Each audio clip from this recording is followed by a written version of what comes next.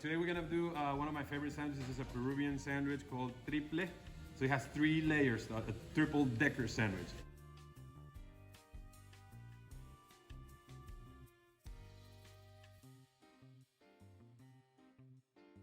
4 slices of this bread. And the very first thing we're gonna do is probably your favorite thing to do to the bread, which is removing the crust.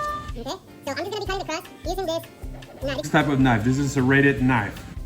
So also straight parallel to the other side, and on this side as well. Now why are we keeping them all together? Because when we put our sandwich You put them here on the side, and I put them side next to each other. So we're gonna add a layer of, we're gonna spread some of this mayo in here. I'm gonna put mayonnaise like that. I'm gonna try to keep it all in the cover the whole bread. Try to keep it inside the whole time. For our egg salad, we boil egg for about 14 minutes to make sure that the egg is cold. And we're gonna make what's called egg salad. We're gonna season it with some salt and pepper. So salt, pepper, some mayonnaise. So what we want is all our egg to be compact. Okay, once we have that, our first layer. So you do your own, you can do slices of egg, whatever works for you. That's fine with you. Now as well as Okay, so our first layer is done. We're gonna put the next layer on top.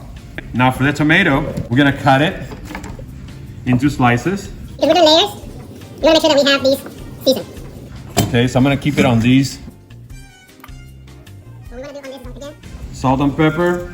And then one more thing that I like to do is cut it straight like that. always going on the sides. Because remember, I'm actually gonna put it on top. I should have done it on the other side, but I'm just gonna put it on top. Okay. so the last layer will stick together. And our last layer will be avocado. Now we want to show something green. We pick avocados.